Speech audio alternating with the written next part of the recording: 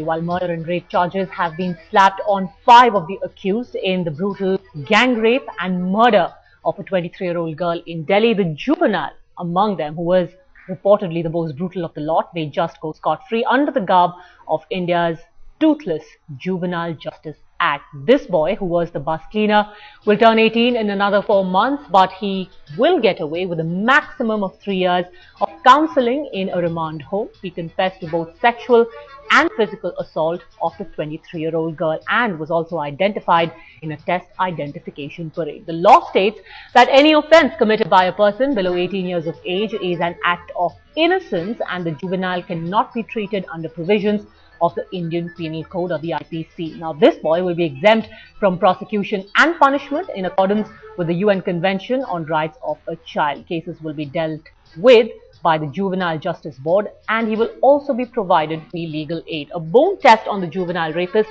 has proven that he is below 18 years of age. He will turn into an adult during the trial, but age at time of offence will be considered by law, and he will get away with a 3-year reformative punishment at a juvenile house.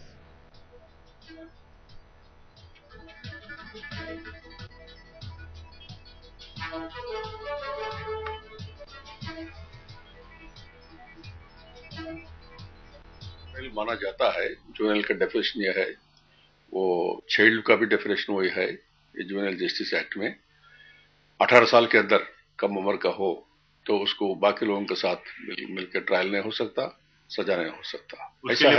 ऐसा है उनका birth certificate होगा, उसे तो वो prove कर सकते हैं, स्कूल रिकॉर्ड होगा, उससे भी होता है, और इसके अलावा मेडिकल एग्जामिनेशन भी कर सकते हैं। या डाउट है ये डॉक्यूमेंट्स के बारे में, ये सही है नहीं है करके, अगर प्रोसिक्यूशन इसको चैलेंज करती है, उन्होंने जो भी सबूत देता है, बर्थ सर्टिफिकेट हो या स्कूल रिकॉर्ड हो वगैरह पेश करके, अगर वो नहीं मानती है प्रोसिक्यूशन, तब मेडिकल एग्जामिनेशन करा सकते हैं।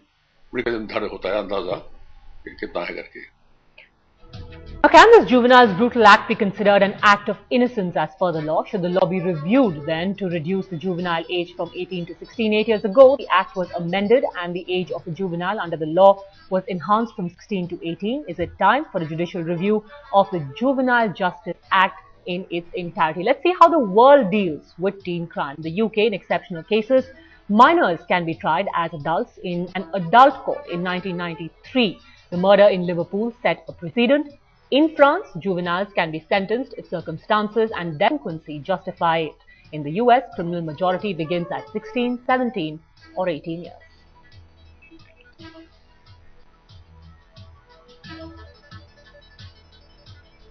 Alright, joining us now in the studio is Aarti Rajan. She's an advocate at the Supreme Court and in fact works with juveniles who've been charged in various crimes.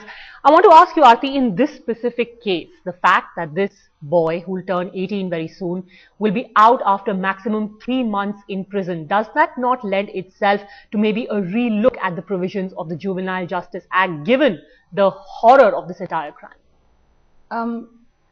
I understand that the context is a crime which is so horrific in nature. So obviously there's a sense now that everybody, all the perpetrators of this crime, including the person who claims to be a juvenile, must be brought to book and justice must be done. But it's important to remember that the law as it stands now affords a certain level of protection to persons under the age of 18, as you rightly pointed out. The idea of the law, the Juvenile Justice Act, as it stands now, is to ensure protection, welfare and rehabilitation of the offender. Now, it's important for us as a society to take a call in terms of whether we want to extend that protection to persons closer to the age of maturity. So this person is about to become an adult within 4 months. One of the recommendations, one of the considerations is to have sort of an exemption, like you say, a carve out. In the rarest of rare cases, which exactly. In very, very serious cases, given the gravity of the offence, to consider persons who are closer to the age of maturity as deemed adults. that could be one sort of way out. But as the law stands now, the focus is on rehabilitation. So if... In fact, on the issue of rehabilitation, I want to talk to you at length about that. But my colleague Aditi Anant Narayan also joins us from Jantar Mantar, where people are still holding a silent vigil in memory of the 23-year-old gang rape victim. They want that justice should be done in her case, and everyone, including this juvenile, should be brought to book. Aditi, what's the sense you're picking up from the people that you've spoken to, especially with regard to the 17-year-old who might just get away with 3 months in a remand home despite the crime that he's committed? Padmaja, we are talking about a case where already the government has said, that in case of a rarest of the rare case, a death penalty could be imposed on the convicts. But here, and most of the people are saying that he might be a minor, he might be a juvenile. But why can't this be treated as a rarest of rare case? I have this gentleman with me. Sir, he is a juvenile, but he is considered to be the one who, who had committed the most brutal act. Do you think it's time that the Indian laws against juveniles should change? I think law should be changed in this particular case.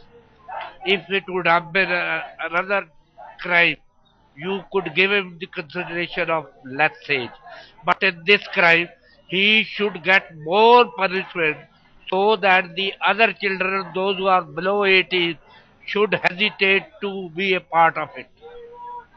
Ma'am, I was talking to you as well. He is a minor, and in India we don't have such stringent juvenile laws. Do you think it is time, because he committed the most brutal act amongst all six? In different countries, sometimes juvenile laws are modified depending on the type of crime. Since the child is nearing 18 already, in such a case, maybe a punishment, as rightly said, such would deter other children from taking up such kind of activities. So in such a case, I think that the punishment should be a little more severe so that it deters other children from getting into these kind of acts. So clearly, Padmaja's sense of the people here is that he did not think twice before acting like an adult. So why not give him a punishment like that of an adult, Padmaja? All right, let me go across now to Kavita Srivastava. She's General Secretary of PUCL, or the People's Union for Civil Liberties. She joins us now from Bangalore. Ma'am, your first impression of, given the current provisions of the law, the fact that this teenaged criminal, a man who's confessed, a boy who's confessed to raping and abetting the murder of a 23-year-old girl in Delhi, could just get away with 3 months in a remand home. Do you think that's fair? See, I want to say two things. Number one, what's happened in Delhi was terrible, horrific, and it should be condemned in no uncertain words. There should be speedy justice, and the punishment should be according to the law. As far as particular case that you're mentioning, I think that the law is not lenient. The law is it's appropriate to the age. It has been decided that this is what the age, if the age is 18, then this is what is appropriate for a child. Because but how is it appropriate to the age? Because the horror of his crime was just as bad as any of the adults. Yeah, just 1 minute. Because I think the whole principle of being a child, either then you say that there is no child, either you forget the category of child. See, when there is a law under which a child is defined, and also all those who have understood what a child means, the whole principle is correctional. And basically the challenge with this particular boy is to really work with him hard to, bring out that potential in him to improve. Now, let's not just keep moving with one agenda of hang. Please. You see, let us not try to, bring about that kind of opinion building. If there is a law which says that a juvenile will get a punishment appropriate to the age, then we have to respect that law. So why not read the law? And this is one case. Okay, just 1 minute. Please give me the data. There's very little time before coming to the show. Because of one case, you're going to change the entire law. You want to bring an amendment in the age factor. I really think that, I don't think there are too many heinous crimes committed by youngsters. This boy, yes, has done something terrible, which is unforgivable in that sense, but he should be given a chance in a correction. I think no magistrate, no judge will let him off. They will send him to a correctional home. The important thing is we work with him. That is the important thing. I don't want to send a child to the gallows. In any case, nobody should be sent to the gallows. The point is that maximum punishment under the law should be provided, and we should work with this boy. Let's not bring in issues from here and there. I'm sorry, I want to bring you in at this point. As someone who works with teen criminals, do you honestly think that the rehabilitation of this boy is possible? He'll spend 3 months in a remand home, maximum of 3 years in a remand home. You think his rehabilitation in society is possible? See, this is an extremely subjective question, and at the time it's difficult to answer. I agree with the general principle made by the lady in that we do have a categorical definition of children. We as a country have ratified the Convention on the Rights of the Child. We have clear obligations to uphold treaty obligations or those convention obligations in terms of rights of children. And that convention, for instance, categorically says no capital punishment can be afforded to a child. But that is the law as it exists now. What we are asking is, why can't we take another look at the law to see if in the current circumstances, and contrary to what Kavita Srivastava was saying, that crime, extreme crime and brutal crime among juveniles is not that uncommon anymore. Unfortunately, we've seen just last month a case of 14-year-old boys raping a 5-year-old girl and then doing her to death, bludgeoning her to death simply because they thought that she would turn witness later on. So it's not that uncommon. Should we relook the law then? I take your point. There are two aspects. The first is that the principled approach that Kavita referred to, which is as a society we're really going to have to decide whether we want to afford that sort of punishment, because at the end of the day, the law as it stands now reflects our values as a society. We consider children to be capable of reform, capable of, no matter what the circumstances were that led them to do the kind of things that they did, we have corrective facilities precisely for the purpose that they are corrected, they are reformed, and then they can come back into society as useful citizens. I mean, as recently as October, the Supreme Court laid down very expanded guidelines in terms of allowing pleas of juvenility by persons who claim to be children at the time of the commission of the offense. The second, of course, is to relook the law, as you point out. Now, even if we relook the law, given the fact that we have signed we've ratified a convention, whatever law we come out with has to pass constitutional muster and has to be in line with international principles. So it certainly cannot be the fact that we suddenly whip out the harshest of punishments to people who are genuinely found to be underage. Kavita, I have a completely different question. Not just in this case, in other cases, given that the average age at which crimes are committed has gone down quite a bit, do you think that maybe the age of majority, there's a case for the age of majority being brought down maybe to 16 or 14?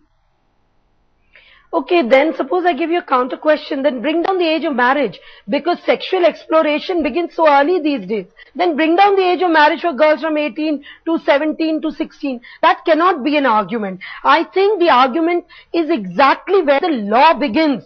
The law is very clear that it is circumstances that lead children to create such crimes. It's not innate in them, it's circumstances. So if the circumstances are changed, and then if we try to work with those children, the challenge isn't us as a society. The challenge is with, these correctional homes of ours. Why aren't we bringing them center stage? We should have had some people in our studio today from these correctional homes who have changed people's lives. I work with correctional homes in Jaipur, the city I come from. We have changed children's lives. So do you think there are adequate correctional facilities available in India to ensure a complete rehabilitation of teen criminals, not just till the time they are in the remand home, but also their counseling and their rehabilitation in society after they leave it?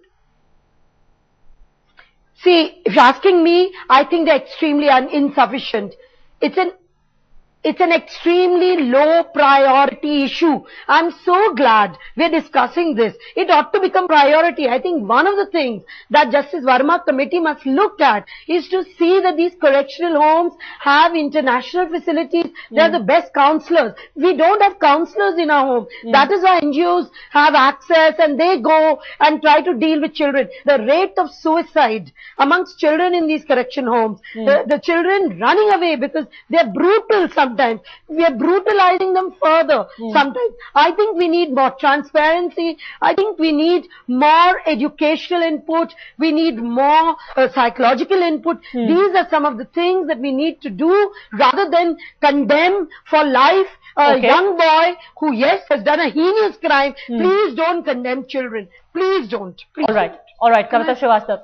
All right, I'll give you the final word, Aarti. Can I just make a point? You brought an interesting point in terms of decreasing the majority age. Now, the reason why we stick to the age threshold of 18 is because we're in line with the convention which says all persons under the age of 18 or a lower age if the country allows people to attain maturity by that age. So if we brought down the age of maturity comprehensively to apply elsewhere to all sorts of, to all aspects, say down to 16, then there's a case to be made for bringing in laws to treat 16 to 18-year-olds differently or on par with adults. But as the law stands now, we have a law which focuses on reform and rehabilitation, not punishment. All right, Kavita Srivastava, Aarti, thank you both for joining us. It's important points that have been made over here. As the law stands right now, there's nothing that can be done. Is it a time to take a look at that? And also at the same time, what about correcting our correctional facilities? Are we trying to breed more criminals in these rehabilitation centers? That's also the other important point that the government needs to look at. Thank you both ladies for joining us on the show.